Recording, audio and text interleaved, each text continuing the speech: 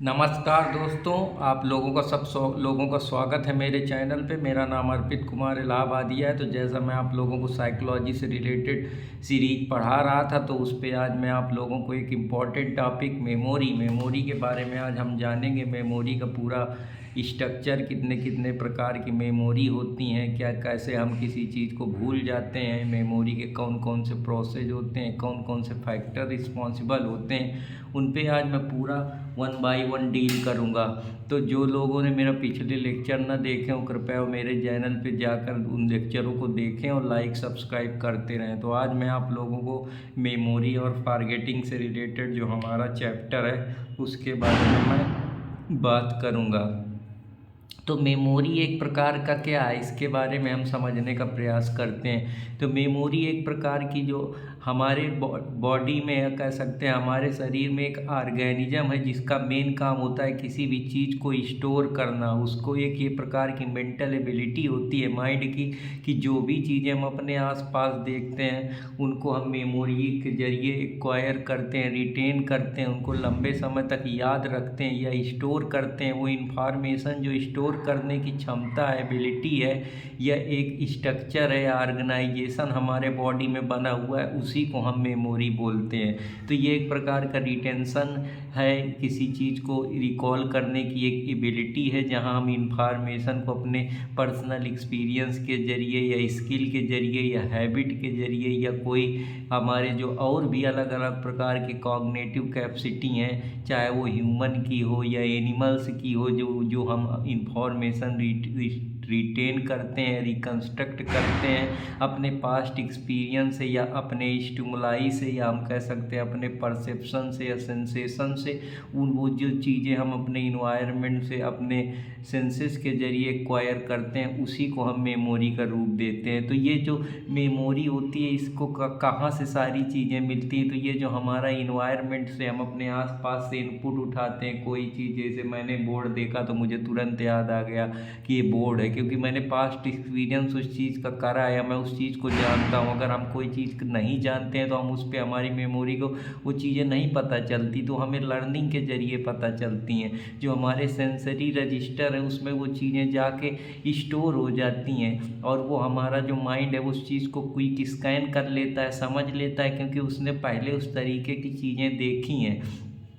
तो ये एक प्रकार का प्रोसेस होता है जो हमारे शॉर्ट टर्म मेमोरी में कोडिंग के जरिए फीड हो जाता है, या जो हम चीज़ें बार बार करते हैं उसका रिहर्सल करते हैं, या हम उसको दोबारा से रिकोड करते हैं, रिट्राइवल करते हैं। तो वो सारी चीज़ें हमारे शॉर्ट टर्म मेमोरी में जाती हैं। लॉन्ग टर्म मेमोरी में इन्हीं जो चीज़ें हमारे कोडिंग के जरिए, रिहर्सल के जरिए हमारे शॉर्ट टाइम मेमोरी में गई हुई हैं, उन्हीं को कॉम्प्लेक्स कोडिंग के जरिए उसको प्रोसेस करके, उसको स्टोर करके, उसको हम रिकॉल करते हैं, उसको रिट्राइवल करते हैं। जो इन्फॉर्मेशन मौजूद है उससे, उस इन्फॉर्मेशन को हम दोबारा से इन्फॉर्मेशन अपने माइंड पे लाते हैं, या हम उसको रिट्रीव करते हैं, मतलब उसके जरिए हम आउटपुट करते हैं, प्रोसेस करते हैं। तो वही सारी चीज़ें लॉन्ग टर्म मेमोरी के अंदर आती हैं। तो ये शॉर्ट टर्म मेमोरी, जहाँ पहली नज़र में कोई चीज़ हमारे शॉर्ट टर्म कुछ समय के लिए जाती है, जो हमारे माइंड में हमेशा परमानेंटली लॉन्ग टर्म के लिए प्रोसेस होती है या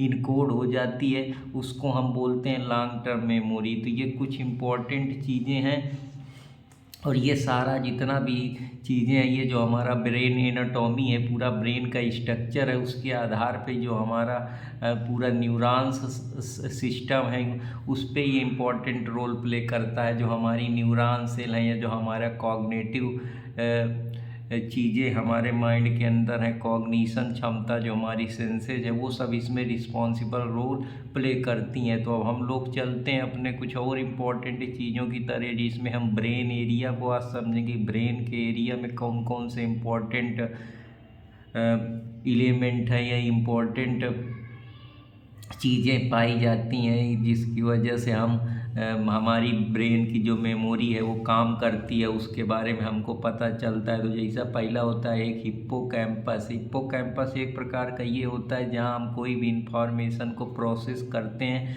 मेमोरी की तरह हम उसको देखते हैं। जैसे हमने कोई इंफॉर्मेशन प्रोसेस करी, हमको पता चला कि यार हमने कल पढ़ाई करी थी।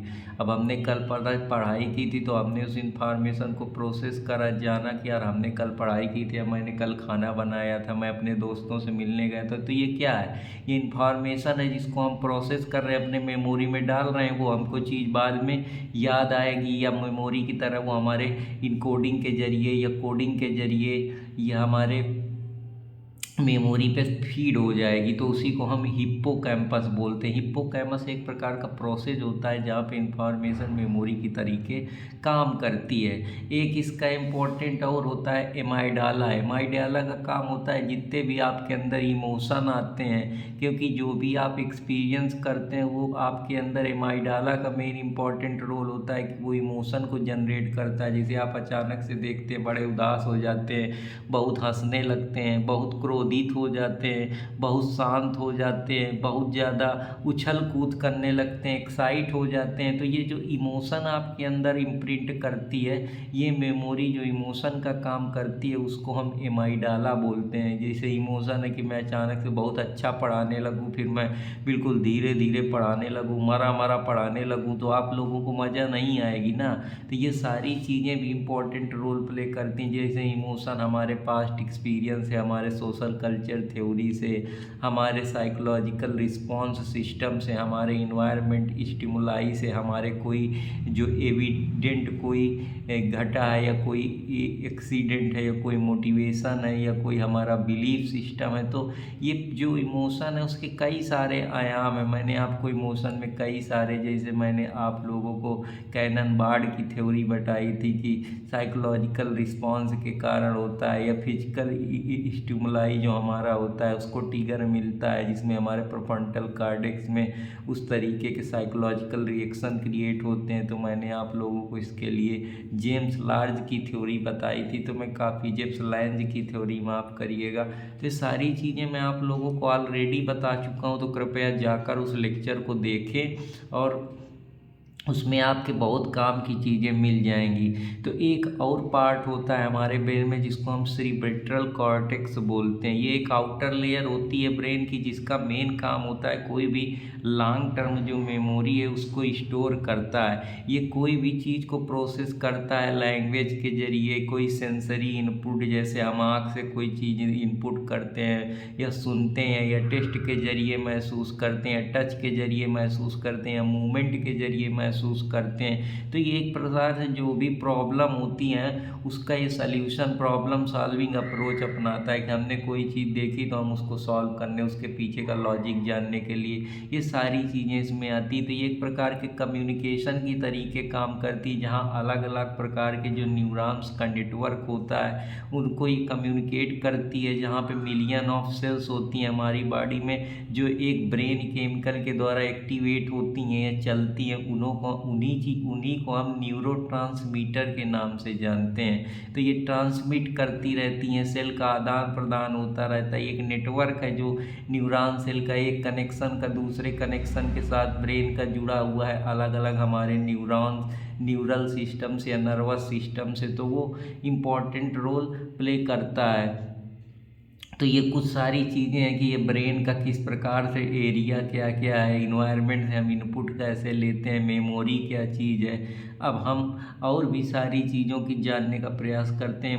मॉडल ऑफ मेमोरी क्या होता है, मेमोरी के मॉडल किस तरीके से काम करता है। तो एक स्टिमुलस होता है जो हमको फिजिकल इन्वायरमेंट या हमारे ट्रिगर पॉइंट से मिलता है, जो जहाँ पे इंफॉर्मेशन हमारे सेंसेस के जरिए सेंसरी स्टोर होती है। वो इंफॉर्मेशन बाद में चल के शॉर्ट टर्म मेमोरी में जाती है, जहाँ वो उसका रिहर्सल बार बार होता रहता है, बार बार हम उसको मेंटेनेंस करते रहते हैं। फिर उसके बाद हमको तुरंत हम उस चीज़ पे अटेंशन जैसे ही करते हैं वैसे वो जो मेमोरी होती है वो लॉन्ग टर्म मेमोरी में पहुंच जाती है। वहाँ पे हम फिर उस चीज़ को इलेबरेट करके रिहर्सल करके फिर वो हमेशा हमारे माइंड में लंबे समय तक के लिए स्टोर हो जाती है या मौजूद हो जाती है। तो ये भी एक इम्पॉर्टेंट रोल प्ले करता है। अब कुछ मैं आप चीज़ को लोगों को और बताता हूँ कि मेमोरी कितने प्रकार की होती है। तो मेमोरी के टाइप को समझ लेते हैं। तो पहली जो मेमोरी होती है उस कई प्रकार की मेमोरियाँ होती हैं। तो यहाँ वन बाय वन मैं आप लोगों को बताता हूँ। तो पहली होती है एपिसोडिक मेमोरी।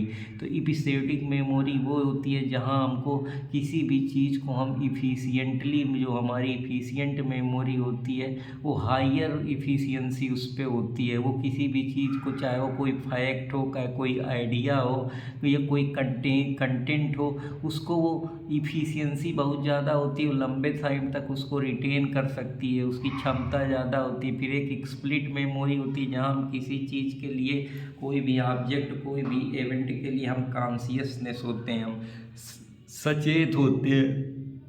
हमारा माइंड पूरी तरीके से अटेंटिव रहता है, पूरा समझता है कि जैसे मैं आप लोगों को पढ़ा रहा हूँ तो मैं कॉन्शियस हूँ। मेरा दिमाग, मेरे न्यूरॉन्स पूरी तरीके से उस पर्टिकुलर चीज़ के लिए फोकस कर रहे हैं। जैसे मैं कोई चीज़ गा रहा हूँ तो उतनी देर में पूरी तरीके से कॉन्शियस हूँ गाने में, या पढ़ रहा हूँ या खा रहा हूँ। तो कोई मतलब ये होता है कि मैं उस समय, मेरा स्टेट ऑफ माइंड क्या है। स्टेट ऑफ माइंड का मतलब मैं उस समय किस हमारी मानव जो मेरी स्थिति है, मेरे ब्रेन की, वो कैसी है, वो कॉन्शियस है, वो पूरी तरीके से जो पर्टिकुलर ऑब्जेक्ट है उस पर मैं कितना फोकस कर पा रहा हूँ, कितना अटेंटिव हूँ मैं उस पर्टिकुलर चीज़ को लेकर।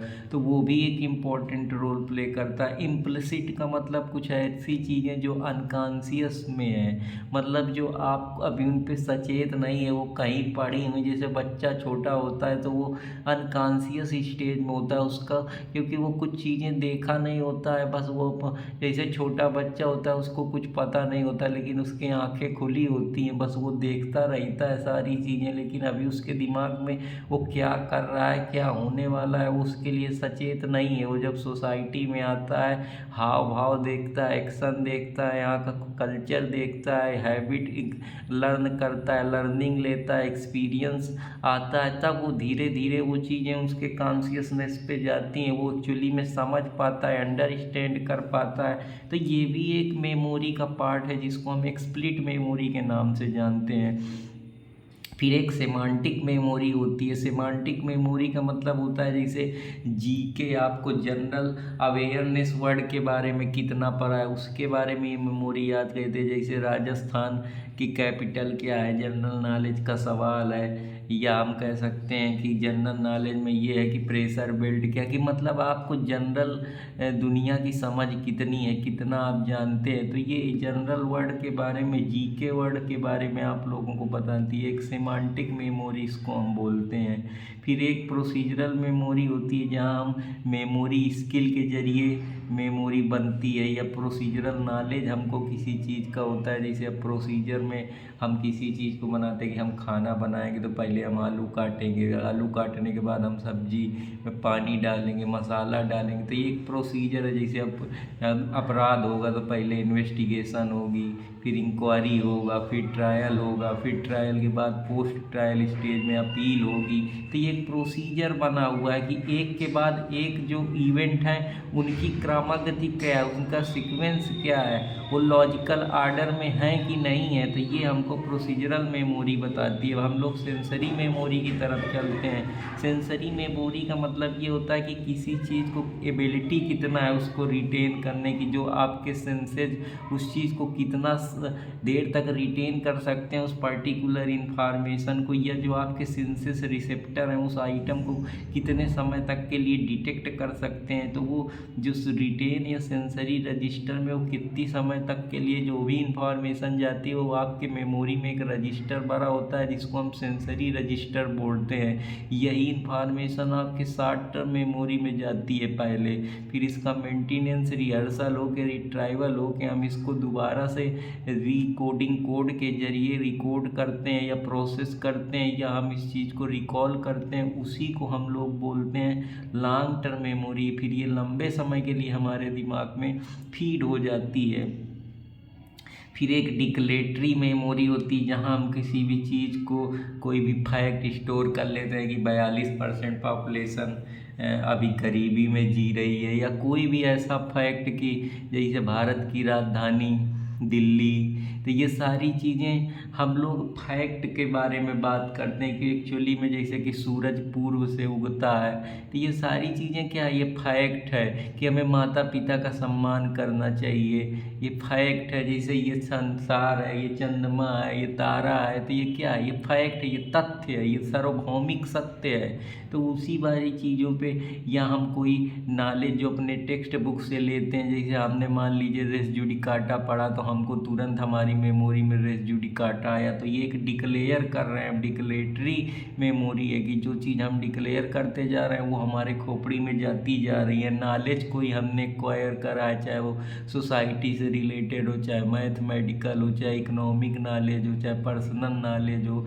या कोई भी चीज़ से रिलेटेड और भी नॉलेज हो सकता है। तो ये एक प्रकार से हम कह सकते हैं कि ये हमारे बैक वन माइंड में जो हमारे ट्रैवल करती रहती है, बार बार जो हमारे आई है उसके अगल बगल ये घूमती रहती है, जो भी हमारे माइंड में वो चीज़ें जाती रहती है जो हमारी आंखें देखती है, बाद में देखा है, कभी देखा, तो वो सारी चीज़ें डिक्लेटरी थ्योरी के अंदर आती हैं। फिर हम और बहुत सारी चीज़ें देखते हैं, जैसे मैं आप लोगों को इसमें अगर और भी बताऊं तो हैबिट मेमोरी होती है, जहाँ पे हम कोई हैबिट के जरिए कि हमको रोज़ नहाना है, रोज़ खाना है, रोज़ पढ़ना है, तो ये हैबिट के जरिए हमारी मेमोरी बन गई है। इमीडिएट मेमोरी जो हमको शॉर्ट टाइम के लिए होती है, इसमें हम तुरंत तुरंत उस चीज़ को शॉर्ट टाइम के लिए इमीडिएट करते हैं, इसके बाद हम उसको भूल जाते हैं। एक परमानेंट मेमोरी होती है जहाँ हम किसी चीज़ को लंबे समय तक परमानेंट रिटेन कर सकते हैं। फिर एक रोट मेमोरी होती है जहाँ हम किसी चीज़ को लर्न तो करते हैं लेकिन हम उसको अंडरस्टैंड नहीं कर पाते हैं, सीखने का प्रयास तो करते हैं लेकिन हम उसको समझ नहीं पाते हैं। तो ये भी एक इम्पोर्टेंट रोल है। जैसे बच्चा है, अब वो 10 की चीज़ है, उसको लर्न कर रहा है, पढ़ा है, पढ़ तो रहा है किताब में कि हाँ ये लिखा है, लेकिन उसको अब जैसे मान लो साइंस का बच्चा है, अब अगर उसको तुम दे दोगे ला के लिए तो ला में अकेले पढ़ेगा, अंडरस्टैंड थोड़े कर पाएगा, क्योंकि उसको प्रीवियस एक्सपीरियंस नहीं है उन चीज़ों का। एक्टिव मेमोरी में यही होता है जहां आप अपने पास्ट एक्सपीरियंस के ज़रिए कुछ करते हैं। अगर पास्ट में आपने कोई चीज़ करी है तो उसके ज़रिए आपको एक्टिव वो चीज़ रिकॉल होती है। जैसे आप अगर गाड़ी चलाना पास्ट में चलाते रहें तो अगर जब भी गाड़ी पकड़ेंगे तो तुरंत रिकॉल होगा कि इसकी हैंडल कैसे, इसमें कहाँ से गियर डालना है, कितनी स्पीड में चलना है। तो ये सारी चीज़ें हैं लॉजिकल लर्निंग में, जहाँ आप लॉजिक के ज़रिए कि अगर 2 2 4 होता है तो जो आगे वाली संख्या होगी वो भी उसका स्क्वायर ही होगा, या मल्टीप्लिकेशन कर रहे हैं तो आगे वाली भी संख्या मल्टीपल होगा। या लॉजिक के जरिए लगाते हैं कि अगर 4 3 7 होता है तो 4 + 3 अगर 7 हुआ है तो 7 + 3 10 होगा। तो जैसे अमेनोलॉजी या लॉजिकल रीजनिंग में इस तरीके की चीज़, तो हमारी मेमोरी को उस तरीके से आदत पड़ी हुई है, वो लॉजिक हम लोगों ने बना दी है निमोनिक्स के जरिए।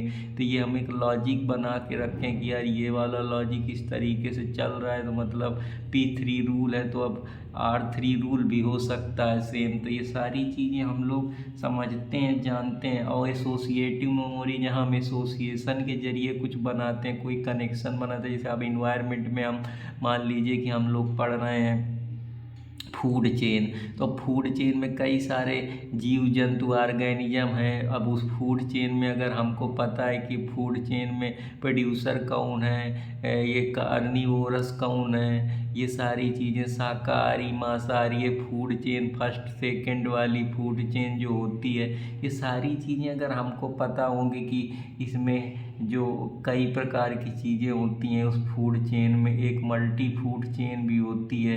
ये फूड चेन कौन कौन से प्रोड्यूसर क्या करता है, और इसके बाद जो कार्निवोरस होते हैं वो क्या करते हैं, ओमनीवोरस का क्या काम होता है। तो ये सारी चीज़ें अगर आपको फूड चेन में प्रायर कोई एक्सपीरियंस या नॉलेज या कनेक्शन नहीं है तो आप कैसे एसोसिएशन बना पाएंगे। अगर आपको इन्वायरमेंट के बारे में नहीं पता है तो आप इन्वायरमेंट में क्या दिमाग लगा पाएंगे। तो वो सारी चीज़ें कि जो इंडिविजुअल है वो अपनी एसोसिएट लर्निंग से कुछ एक्सपीरियंस से लर्न करता है, सीखता है, जो उसके मेमोरी में पहले से कोई एग्जिस्टेंस नॉलेज होती है जिसके ज़रिए वो कनेक्शन बिठाने का प्रयास करता है। तो इसी को हम बोलते हैं एसोसिएटिव मेमोरी। अटकिंसन सफरिंग मॉडल के बारे में बात करते हैं। जो अटकिंसन सफरिंग मॉडल है, इसको मल्टी स्टोरी मॉडल के नाम से भी जानते हैं। ये एक प्रकार का साइकोलॉजिकल मॉडल है जो 1976-68 में आया। इसका मेन काम है कि किसी भी जो ह्यूमन मेमोरी होती है उसको ये सीक्वेंस की बात करता है कि ये मल्टी स्टोर में अलग अलग स्टोर बना दिए गए हैं। जैसे होता है ना कि आप कोई भी ऑर्गेनाइजेशन में जाओ तो ये स्टोर बना दिए गए अलग अलग प्रकार के ऑर्गेनाइजेशन। ये सेल्स डिपार्टमेंट है, ये मार्केटिंग डिपार्टमेंट है, ये फाइनेंसिंग डिपार्टमेंट है, ये इनका एग्जीक्यूटिव डिपार्टमेंट है, ये इनका टेक डिपार्टमेंट है। वैसे हमारे माइंड में भी जो इंफॉर्मेशन स्टोर होती है उसके अलग अलग स्टोर बने हुए सॉरी माफ़ करिएगा। सेंसरी मेमोरी, जहाँ पे हम सेंसेस के जरिए मेमोरी हमारे माइंड में रिटेन होती है इंफॉर्मेशन। शॉर्ट टर्म मेमोरी, जहाँ हम शॉर्ट समय के लिए कोई भी इंफॉर्मेशन को रिटेन करते हैं, इनकोड करते हैं और उसको हम रिहर्सल करते हैं, रिकॉर्ड करते हैं, क्विक स्कैन करते हैं उस पूरी प्री कोडिंग को।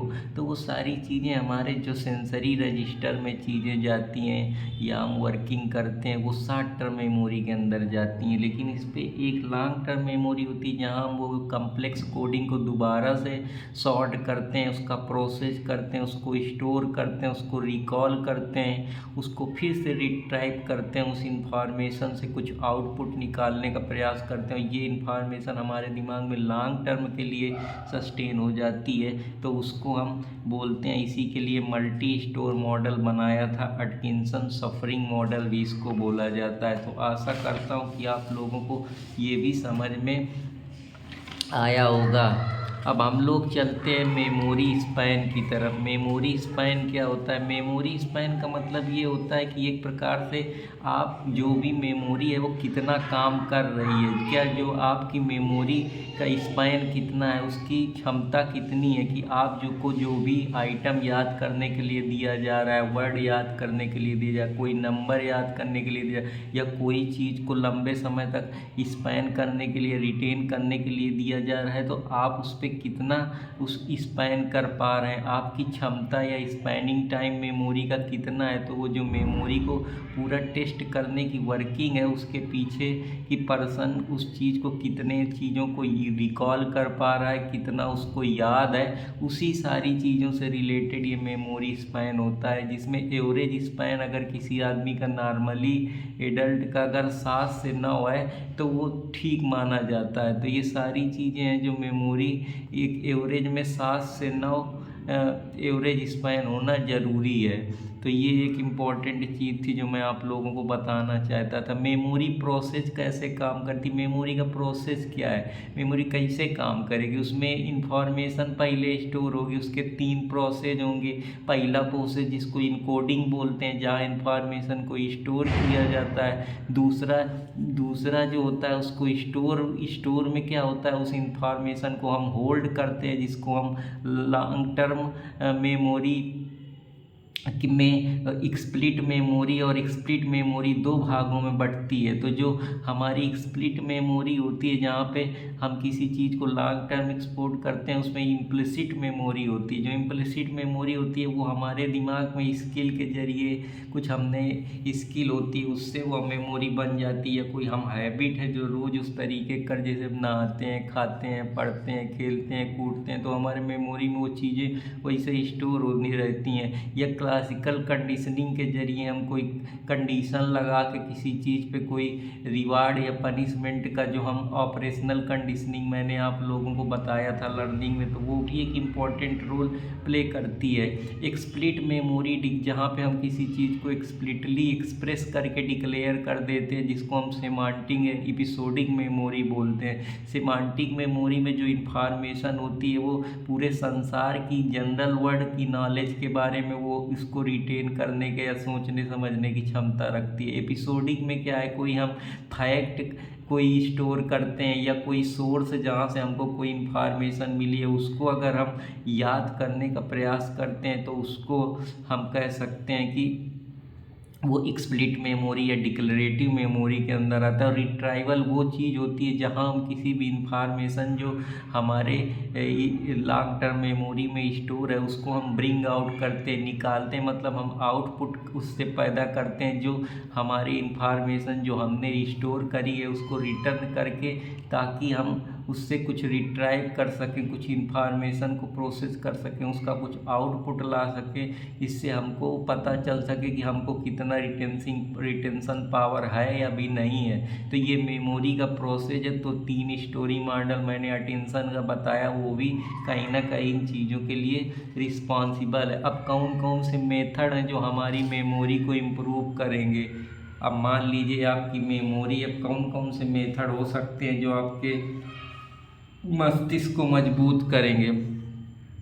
तो पहला तो ये है कि जो आपका माइंड है उसके लिए कई सारे बहुत सारे जो फैक्टर रिस्पॉन्सिबल है या मेथड है जिसके ज़रिए आप अपनी मेमोरी को इम्प्रूव कर सकते हैं। तो पहला तो ये कि आप अपने माइंड को कंट्रोल करें, गलत चीज़ों का सेवन न करें, अच्छे विटामिन्स का यूज करें, जैसे विटामिन 12, विटामिन B6, आयरन हो गया।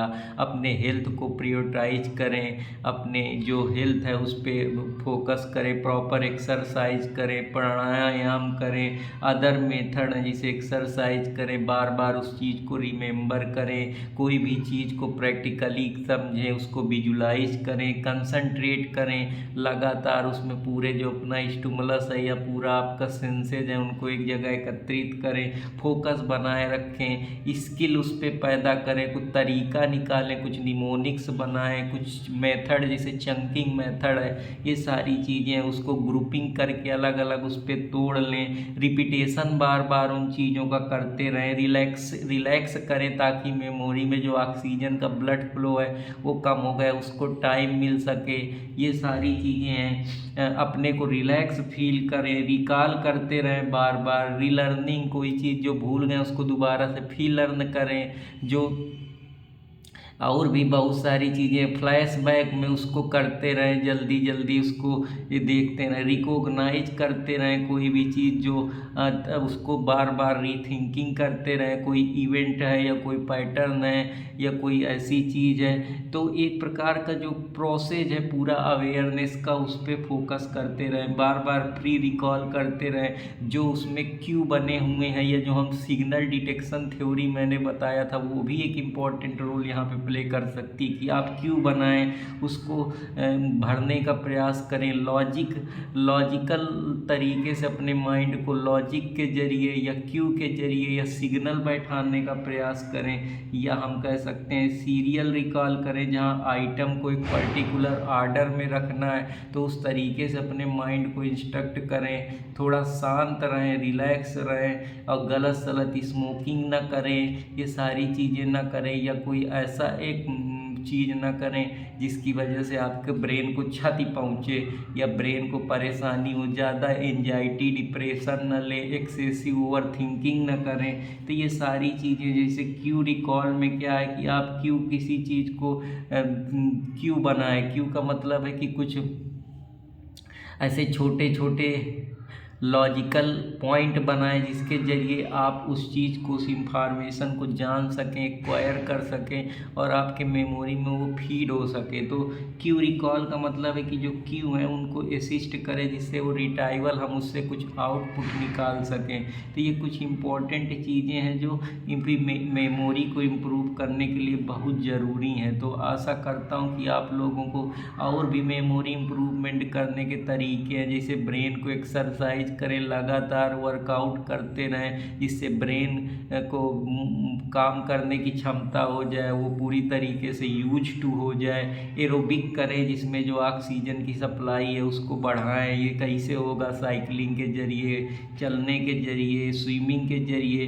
कुछ पे अटेंशन करें कि कोई भी जो भी काम कर रहे हैं उसमें पूरा ध्यान दें, सेंसेस को पूरी तरीके से कंसंट्रेट करें, इंफॉर्मेशन जो आप जानते हैं उसको रिलेट करें, ऑर्गेनाइज करें, एक पर्टिकुलर इंफॉर्मेशन को एक जगह रखें, इंटरलिंकेज करें, रिहर्सल करें उस इंफॉर्मेशन का जो आपके ब्रेन में ऑलरेडी स्टोर है, मोटिवेटेड रहें, लगातार पॉजिटिव एटीट्यूड अपनाते रहें। तो आपकी मेमोरी एक्सरसाइज रेगुलरली करते रहें तो ये आप धीरे धीरे पाएंगे कि आपकी मेमोरी स्ट्रांग होती जाएगी, आपको चीज़ें लंबी याद रहेंगी और आपकी जो समस्या है इससे आप छुटकारा पा पाएंगे। या जो स्ट्रेस है मैनेज करने का तरीका उसको मैनेज करें। जैसे कार्टिसोल है वो स्ट्रेस हार्मोन्स है जिसके जरिए जो हमारे हिप्पोकैम्पस है वो उसको डैमेज करती है, जिसकी वजह से हम किसी भी चीज़ को लंबे समय तक कंसंट्रेट नहीं कर पाते हैं। अच्छा सोएं, गुड स्लीपिंग हैबिट रखें जिससे जो नेसेसरी मेमोरी है वो पूरी तरीके से कंसिडरेट होती रहे। जो आपका स्लीप डिसऑर्डर है वो कहीं ना कहीं आपके मेमोरी को कंसंट्रेट करने से रोकता है, परेशान करता है। दूसरी चीज़ है स्मोकिंग न करें, क्योंकि स्मोकिंग की वजह से जो आपकी आर्टरीज है उनमें ब्लड फ्लो नहीं होता, वो कंस्ट्रिक्ट करती है, जिससे जो ऑक्सीजन है वो आपके ब्रेन तक प्रॉपरी तरीके से नहीं पहुंच पाता।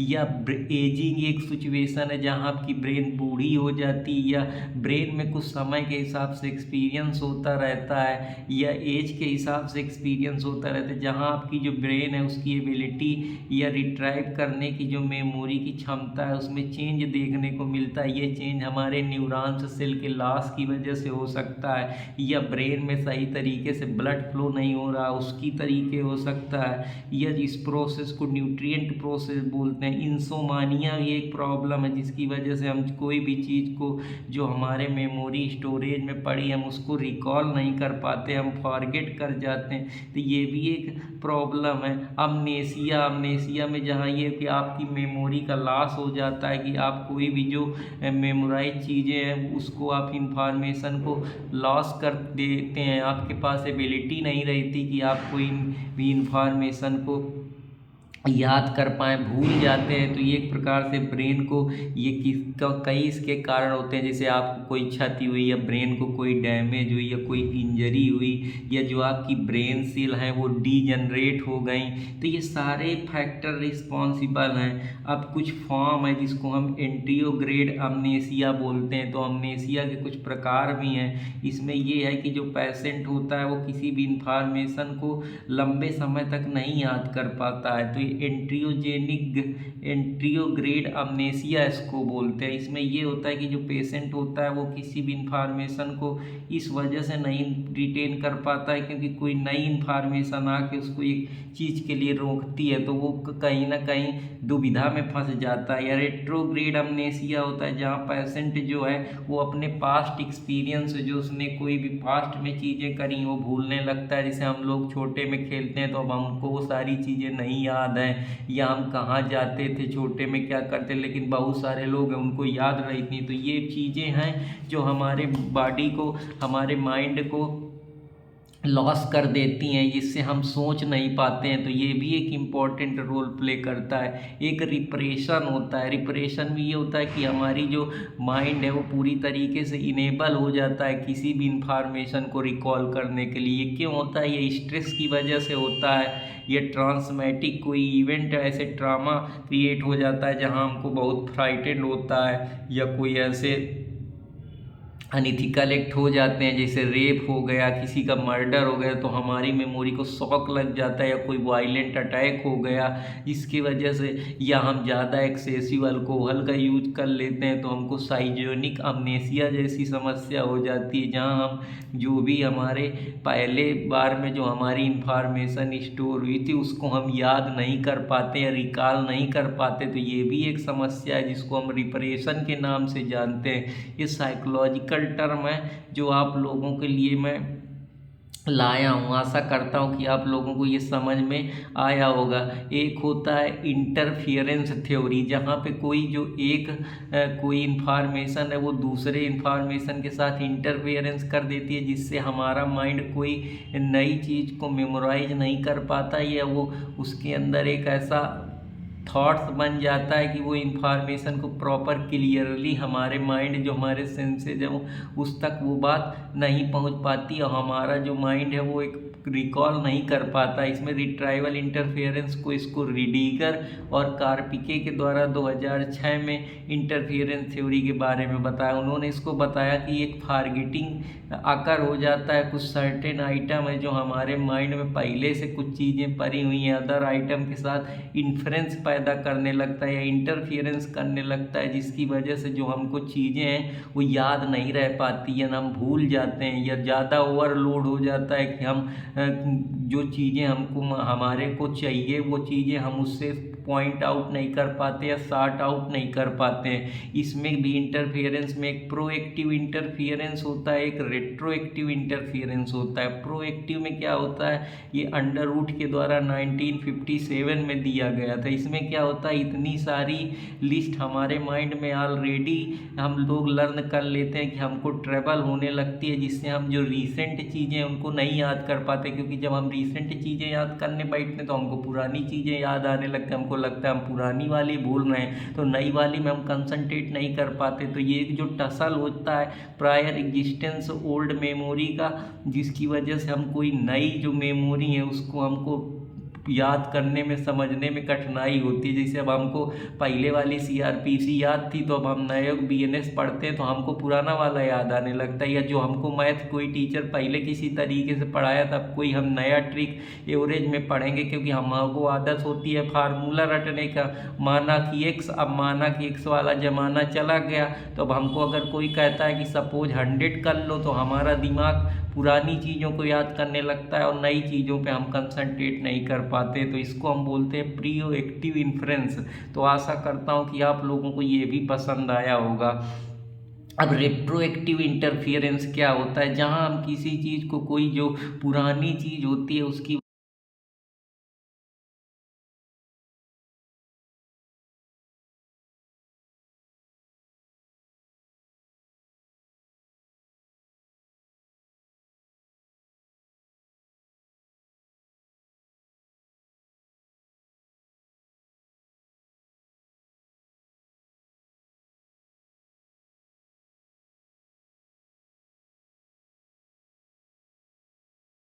एक्चुअल इन्फॉर्मेशन है वो हम पूरी तरीके से लिमिटेड कर देता है, जो हमारे शॉर्ट टर्म मेमोरी में, कि जो हम चीज़ को अभी रिट्राइव करना चाहते हैं, आउटपुट निकालना चाहते हैं, वो एक्चुअल इन्फॉर्मेशन है वो हमको रोकता है या लिमिट कर देता है हमारे शॉर्ट टर्म मेमोरी में, जिसकी वजह से जो आउटपुट इंटरफियरेंस है वो हमारी मेमोरी को नहीं समझ में आता और हम चीज़ें भूलने लगते हैं, हमको पूरी तरीके से समझ में नहीं आता। तो ये इंटरफियरेंस है जो भी एक भूलने का कारण है, जहां हमारी प्रायर नॉलेज और जो अभी रिसेंट नॉलेज उसमें टसल क्रिएट होने लगता है। ये प्रीवियस कहीं पे होता है और कहीं नई लाइन से शुरुआत हो जाती, तो ये सारी चीज़ है।